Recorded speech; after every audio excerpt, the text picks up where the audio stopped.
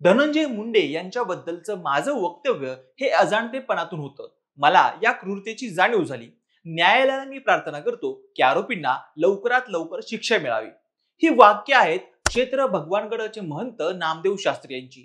सीआयडीनं सादर केलेल्या चार्जशीट नंतर संतोष देशमुख यांच्या हत्येचे फोटो सोशल मीडियावर चांगलेच व्हायरल झाले आणि सगळ्यांच्याच पायाखालची जमीन सरकली. हत्येच्या वेळची क्रूरता बघून अंगाचा थरकाप उडाला. देशमुख कुटुंब अक्षरशः भावना विवश झालं. जनतेच्या मनात साठलेला उद्रेक बाहेर येऊ लागला आणि हे सगळं तापलेलं वातावरण बघून इच्छा नसतानाही धनंजय मुंडेंना मुख्यमंत्र्यांच्या आदेशानुसार आपल्या मंत्रिपदाचा राजीनामा द्यावा लागला. आणि राजीनाम्यानंतर एकेकाळी धनंजय मुंडेंची पाठराखण करणारे नामदेव शास्त्री यांना आपल्या भूमिकेवरून पलटी मारावी लागली. धनंजय मुंडेंच्या पाठीशी उभं राहून मी चूक केली असल्याचं कबूल केलं, पण नामदेव शास्त्रींच्या या बदललेल्या भूमिकेवर आता जनता विश्वास ठेवेल का? धनंजय मुंडे यांच्या पाठीशी भक्कमपणे उभे राहणारे नामदेव शास्त्री यांना अशी अचानक कशी काय उपरत झाली? मुंडेंच्या राजीनाम्याचा नामदेव शास्त्री यांच्यावर कसा परिणाम होतोय? सविस्तर समजून घेऊयात या व्हिडिओच्या माध्यमातून. हॅलो, मी ओमकार आणि तुम्ही पाहताय हॅलो महाराष्ट्र. 9 डिसेंबर रोजी खंडणी वसुलीच्या प्रकरणात मस्साजोगचे सरपंच संतोष देशमुख यांची हत्या झाली. त्यानंतर धनंजय मुंडे यांचा राईट हँड असलेल्या वाल्मिक कराड यानंच आवादा कंपनीच्या अधिकाऱ्यांना खंडणी मागितल्याचं स्वतः विष्णू चाटेनं पोलिसांसमोर कबूल केलं. त्यानंतर वाल्मिक कराडला अटक झाली आणि वाल्मिक कराड आणि धनंजय मुंडे यांचे संबंध बघता तेव्हापासूनच धनंजय मुंडेंच्या राजीनाम्यासाठी सामाजिक दबाव वाढू लागला. त्यांनी राजीनामा द्यावा या मागणीसाठी राज्यभरात निदर्शनं होऊ लागली. सगळीकडे धनंजय मुंडे यांच्या विरोधात रान उठलं गेलं. अशातच धनंजय मुंडे भगवानगडावर गेले. त्यांनी महंत नामदेव शास्त्रींकडे पाठिंबा मागितला. आपल्या समाजातील नेत्याचा विचार करून धनंजय मुंडेंवर आभाळ कोसळत असतानाच नामदेव शास्त्री त्यांच्या पाठीशी खंबीरपणे उभे राहिले आणि त्यांनी माध्यमांसमोर धनंजय मुंडे यांची गुन्हेगारी पार्श्वभूमी नाही, तरी त्यांना जाणून बुजून गुन्हेगार ठरवलं जात आहे. केवळ राजकीय सुडापोटी त्यांच्यावर आरोप सुरू आहेत. या आरोपांमुळे जातीय सलोखा नष्ट होतोय. मात्र भगवानगड भक्कमपणे धनंजय मुंडेंच्या पाठीशी आहे. धनंजय मुंडे यांच्यासोबत मीडिया ट्रायल सुरू आहे. ज्या लोकांनी संतोष देशमुख यांची हत्या केली त्यांची मानसिकता का बिघडली हे मीडियानं का दाखवलं नाहीये? या प्रकरणाला राजकीय हवा देऊन सामाजिक सलोखा बिघडवला जातोय. धनंजय मुंडे खंडणीवर जगणारा माणूस नाहीये, त्यांची पार्श्वभूमी ती नाहीये असं म्हणत मुंडेंना निर्दोष ठरवलं होतं. आता खुद्द वंजारी समाजाचे श्रद्धास्थान असलेल्या भगवानगडावरील महंतांनीच मुंडेंची पाठराखण केली म्हणल्यावर हा अख्खा समाज मुंडेंच्या पाठीशी उभा राहिला. बीडमध्ये मुंडेंच्या विरोधातलं वातावरण काहीसं निवळलं आणि त्याचा भलताच परिणाम होऊन मराठा विरुद्ध वंजारी हा वाद नव्यानं उसळून आला.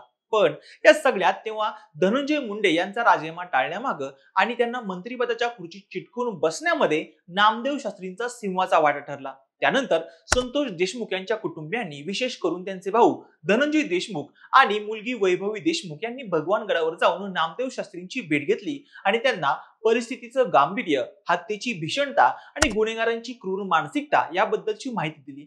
हत्येचा संपूर्ण घटनाक्रम सांगितला.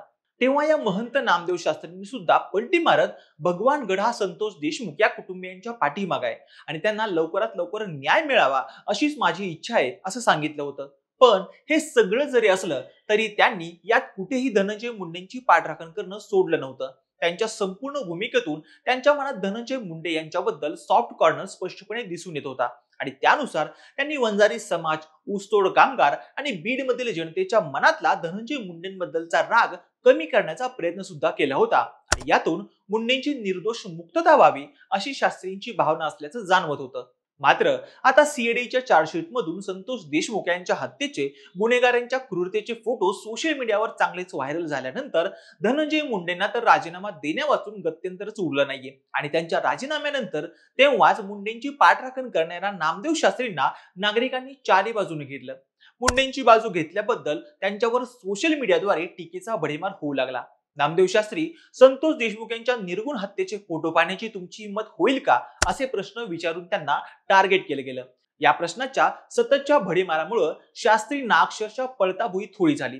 नामदेव शास्त्रींना टार्गेट करण्याचं हे प्रकरण फक्त एवढ्यावरच थांबलं नाही, तर त्यांनी मुंडेंची पाठराखण केली होती, म्हणून त्यांच्या भूमिकेला विरोध दर्शवत मराठा समाजातील लोकांनी 7 फेब्रुवारी रोजी देहू येथील भंडारा डोंगरावर होणारा नामदेव शास्त्रींच्या कीर्तनाचा कार्यक्रम रद्द केला.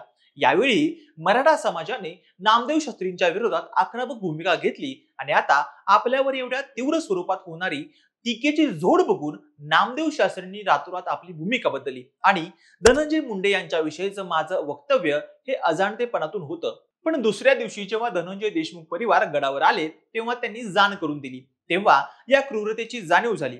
तेव्हा माझंही अंतकरण दुखावलं. न्यायालयाला मी प्रार्थना करतो की आरोपींना लवकरात लवकर शिक्षा मिळावी. भगवानगड नेहमीच पीडित कुटुंबियाच्या पाठीशी आहे असं म्हणत आपल्या चुकीच्या वक्तव्यावरून पांघरून घालण्याचा प्रयत्न केला. पण तरी सुद्धा अजूनही धनंजय मुंडे यांच्यासोबत उभं राहणाऱ्या या नामदेव शास्त्रींवर उपस्थित होणारे प्रश्न काही थांबलेले नाहीत. त्यांच्या एका चुकीच्या भूमिकेमुळे त्यांच्या आध्यात्मिक कार्याला देखील अडचणींचा सामना करावा लागतोय. भगवानगडावरील महंत या पदामुळे त्यांच्यावर श्रद्धा ठेवून असणारे, त्यांना दैवत्व बहाल करणारे त्यांच्या समाजातील लोकही या कारणामुळे आता शास्त्रींपासून दूर जाऊ लागलेत. आणि त्यातच आता नामदेव शास्त्रींना झालेल्या या उपरतीबद्दल देखील लोक शंका उपस्थित करतायत. पण या सगळ्या प्रकरणाबद्दल तुम्हाला नेमकं काय वाटतं? नामदेव शास्त्रींना हा साक्षात्कार व्हायला जरा जास्तच उशीर झालाय का? मुंडेंची पाठराखण करून शास्त्रींनी आपल्या भक्तांच्या मनातील विश्वासार्हता गमावली का? आणि या सगळ्याचा त्यांच्या आध्यात्मिक कार्यावर कसा परिणाम होईल? तुमचं मत आणि प्रतिक्रिया मला कमेंट बॉक्समध्ये नक्की कळवा. आणि अशाच नवनवीन आणि माहितीपूर्ण व्हिडिओसाठी आमच्या हॅलो महाराष्ट्र चॅनेलला लाईक, शेअर आणि सबस्क्राईब करायला विसरू नका. व्हिडिओ शेवटपर्यंत पाहिल्याबद्दल धन्यवाद.